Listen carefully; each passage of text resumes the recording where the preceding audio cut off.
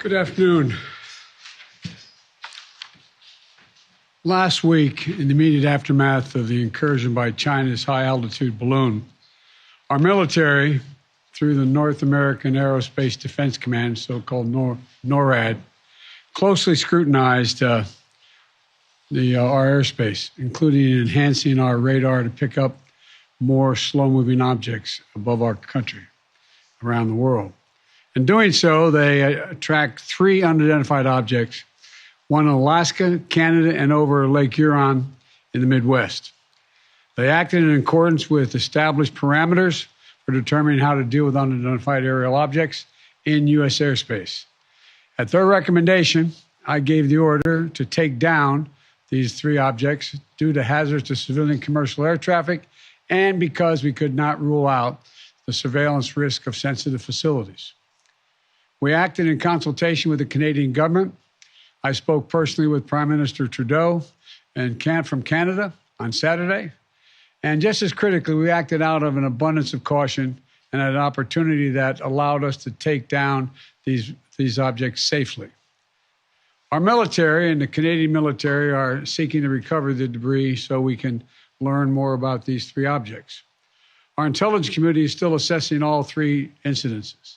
They're reporting to me daily and will continue their urgent efforts to do so, and I will communicate that to the Congress.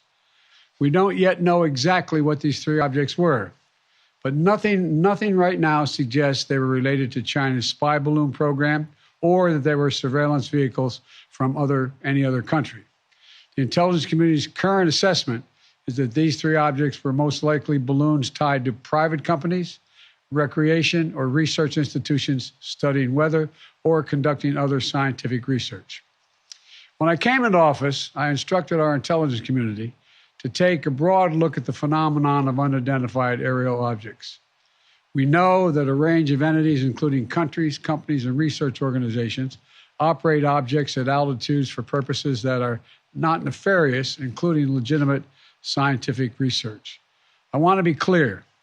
We don't have any evidence that there has been a sudden increase in the number of objects in the sky. We're now just seeing more of them, partially because the steps we've taken to increase our radars, to narrow our radars. And we have to keep adapting our approach to dealing with these challenges. That's why I've directed my team to come back to me with sharper rules for how we will deal with these unidentified objects moving forward, distinguishing between those that are likely to pose safety and security risks that necessitate action and those that do not. But make no mistake, if any object presents a threat to the safety and security of the American people, I will take it down.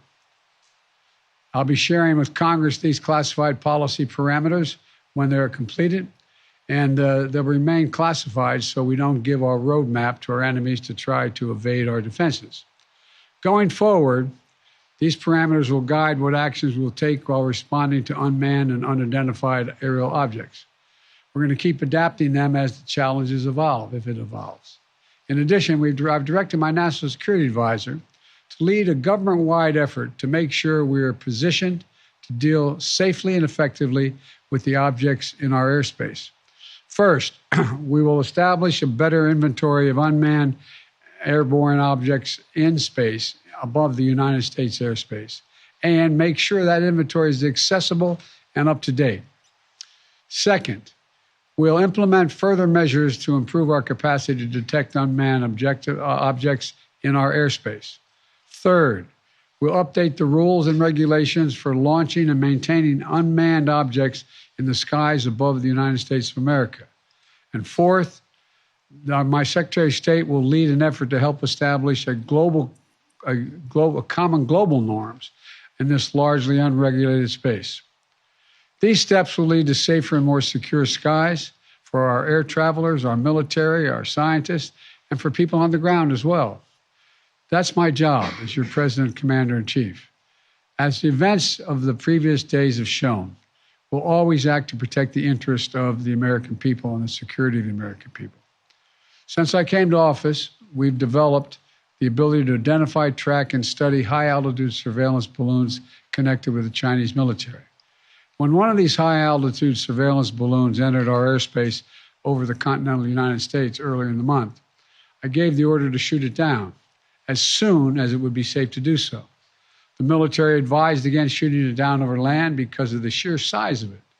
It was the size of multiple school buses and posed a risk to people on the ground if it was shot down where people lived. Instead, we tracked it closely, we analyzed its capabilities, and we learned more about how it operates. And because we knew its path, we were able to protect sensitive sites against collection.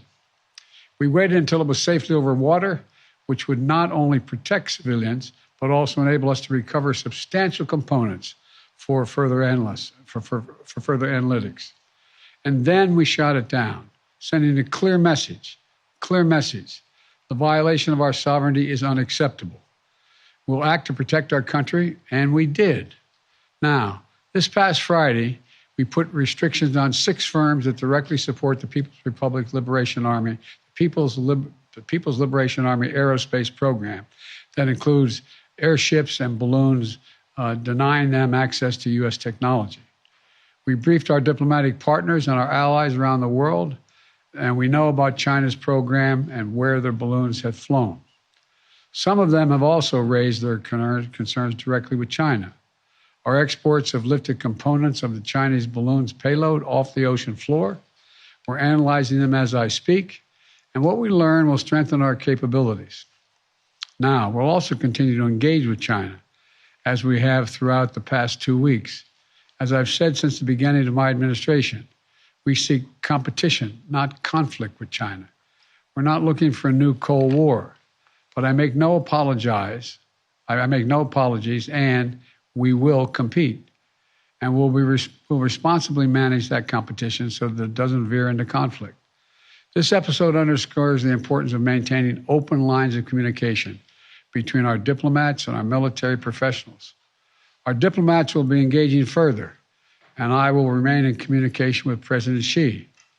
I'm grateful for the work of the last several weeks of our intelligence, diplomatic, and military professionals who have proved once again to be the most capable in the world. And I want to thank you all. Now look, the other thing I want to point out is that we are going to keep our allies and the Congress contemporaneously informed of all we know and all we learn. And I expect to be speaking with President Xi, and I hope we're going to get to the bottom of this. But I make no apologies for taking down that balloon. Thank you very much.